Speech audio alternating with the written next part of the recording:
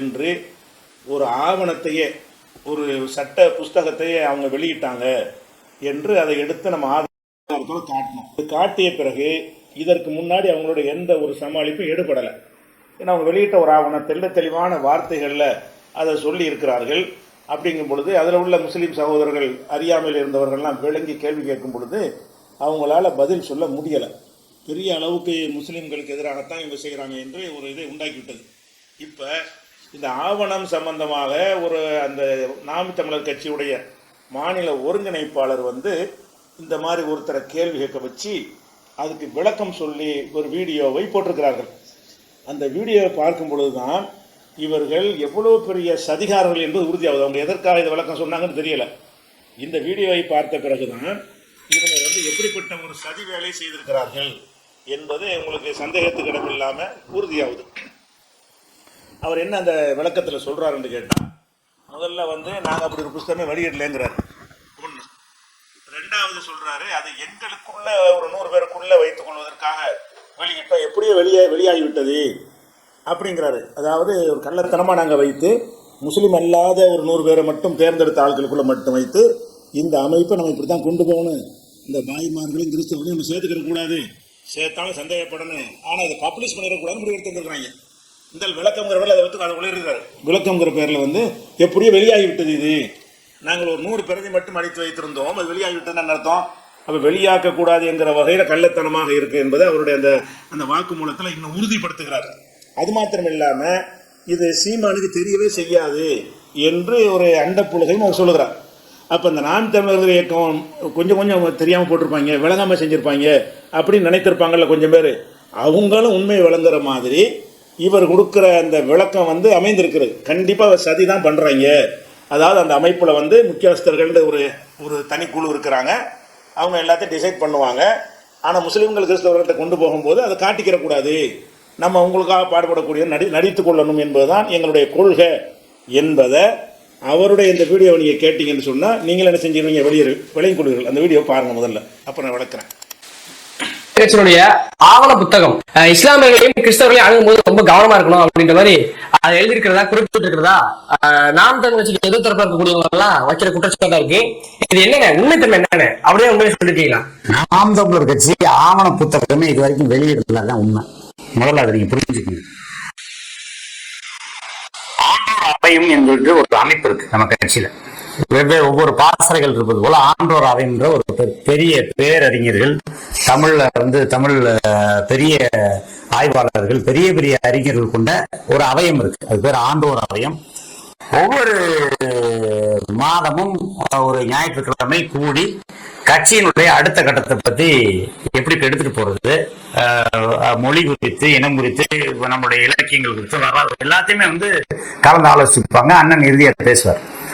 அப்ப நம்மளுடைய நாம் தமிழர் கட்சியினுடைய அரசியல் ஆவணம் எப்படி இருக்கணும் அப்படின்னு சொல்றது பல்வேறு கருத்துக்களை ஒவ்வொருத்தரும் சொல்றாங்க. அப்ப சொல்லும் போது அண்ணன் அவங்கள்ட்ட நீங்க எனக்கு நீங்க எல்லாம் சேர்ந்து தயாரிச்சு ஒரு கைடு கொடுங்க, அதுக்கப்புறம் நம்ம சரியான்னு பார்த்துட்டு அதை முடிவு பண்ணி நம்ம அறிவிப்போம் அப்படின்றாரு. அப்படி இவங்க எல்லாம் சேர்ந்து கொண்டு வந்ததான் நீங்க சொல்ற அந்த ஆவணம். அந்த ஆவணத்தை படித்து பார்க்கும்போது பல்வேறு முரண்கள் அண்ணனுக்கு இருக்கிறது.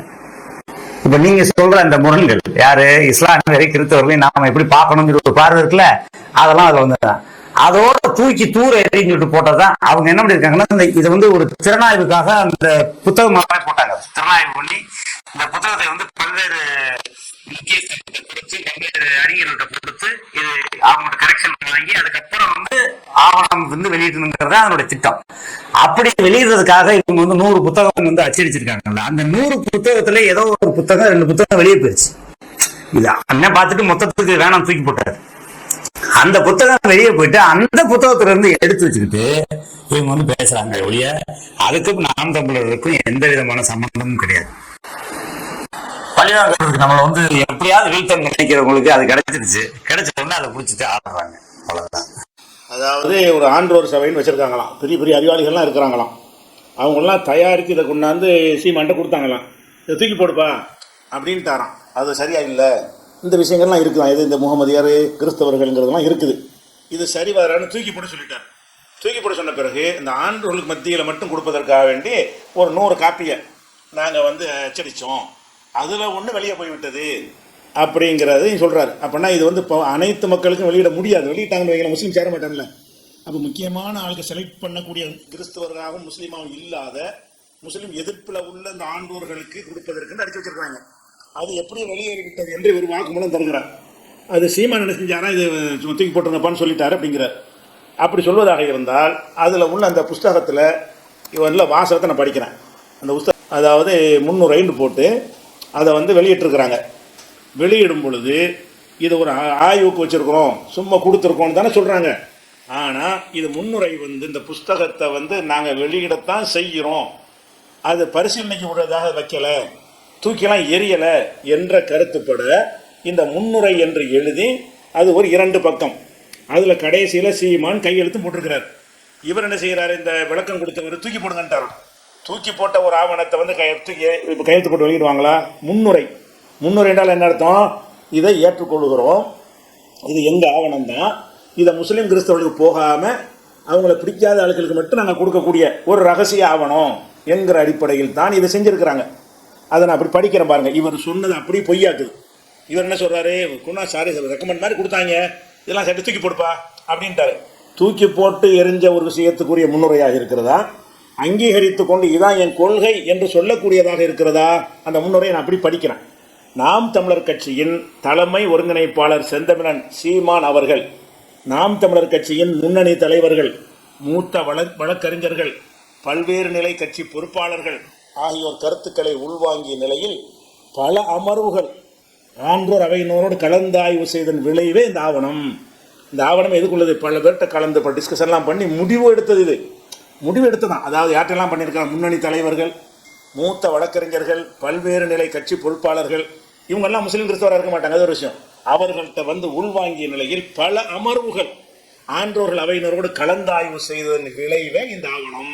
கலந்தாய்வு செஞ்சு அதை வெளியிடுகிறோம், வெளியிடலைங்கிறார் அவர். பப்ளிக்கா நீங்கள் வெளியிடலை, அது மட்டும்தான் உண்மை. என்ன வெளியிடுறீங்க? பாய்க்கு போகாமல் பார்த்துக்க, முஸ்லீம் கிறிஸ்தவர்கள் இது போயிடக்கூடாது, மற்ற ஆட்களுக்கு கிடைக்கிற மாதிரி இது பார்த்துக்கப்பான்னு சொல்லி வெளியிட்டிருக்கிறாங்க. இந்த ஆவணம் அதில் உள்ள வாசகத்தை நான் படிக்கிறேன். இந்த நாம் தமிழர் கட்சியில் இந்த புஸ்தகத்துக்கு கொடுத்த விளக்கம் பச்சை பொய் என்பதை இந்த 2 பக்கங்களும் தெல்ல தெளிவாக உங்களுக்கு சொல்லுகிறது. இந்த ஆவணம் நாம் தமிழர் கட்சி பிறந்த வரலாற்று கட்டாயத்தையும் தமிழ்நாட்டின் ஒரு தமிழ் தேசிய கட்சியே தரிக்க முடியாமல் போன வரலாற்று சூழலையும் விளக்குகிறது. கடந்த 2000 ஆண்டுகால மனுவிய பகையையும், கடந்த 500 ஆண்டுகளில் நம்மை அடிமைப்படுத்தி ஆண்டவர்களையும், கடந்த 100 ஆண்டுகளில் அடிமைத்தலை உடைத்து விடுதலை வாழ்வு படைப்போம் என முழங்கி தமிழருக்கு தலைமை தாங்கி தமிழ் தேசியம் உருவாகாமல் பார்த்து கொண்டு கடைசியில் கழுத்தறுத்த திராவிடத்தையும் இந்த ஆவணம் துல்லியமாக சுட்டி நிற்கிறது. அப்புறமேலு இந்த ஆவணம் நம்மை மீட்டெடுக்க வல்ல வழிகாட்டி மெய்மங்களை வரிசைப்படுத்தி காட்டுகிறது. தொடர்ந்து கட்சியின் இயக்கத்திற்கான அடிப்படையும் நடைமுறையும் கட்சி எதிர்கொள்ளும் முரண்பாடுகளும் விளக்கப்பட்டுள்ளன.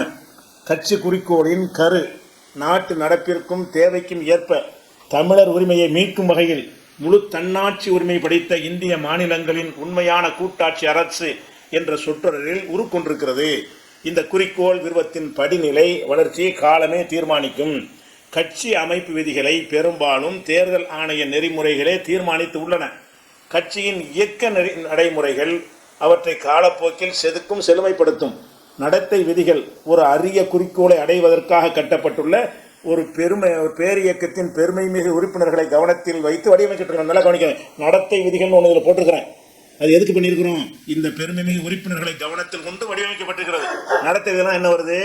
நீ இஸ்லாமிய அடிப்படை விட்டு தமிழில் பேரை வச்சுக்க, வழிபாட்டை தமிழில் வை அப்படிங்கிறதெல்லாம் அதில் வருது. அந்த விதிகள்லாம் சும்மாலாம் நாங்கள் போடல, நல்லா யோசித்து தான் உண்டாக்கியிருக்கிறோம்.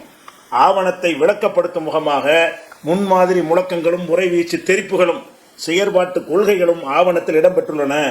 அதனும் மேலாக ஆவணத்தை துல்லியமாக விளங்கிக் கொள்வதற்கு உதவியாக கலைச்சொல் விளக்கம், கலைச்சொல் என்ன, பிராமணர் என்றால் உயர்ந்தவர் அப்படின்னு போட்டிருந்தாங்கல்ல, அந்த கலைச்சொல் விளக்கம் என்ற பகுதியும் இறுதியில் சேர்க்கப்பட்டுள்ளது. எனவே ஆவணத்தை படிக்கும் முன் இதை படித்து முடித்தால் பயன் மிகுதியாக இருக்கும். இந்த ஆவணம் மாற்றப்பட முடியாதும் மாற்றக்கூடாதும் அன்று, ஆனால் குறிக்கோள் தேவைக்காகவும் சரித்தன்மைக்காகவும் மாற்றப்படும் வரை இந்த ஆவணமே நமது சட்ட வழிகாட்டி. ஆவணப்படி நடப்போம், ஆவணப்படி முடிப்போம்.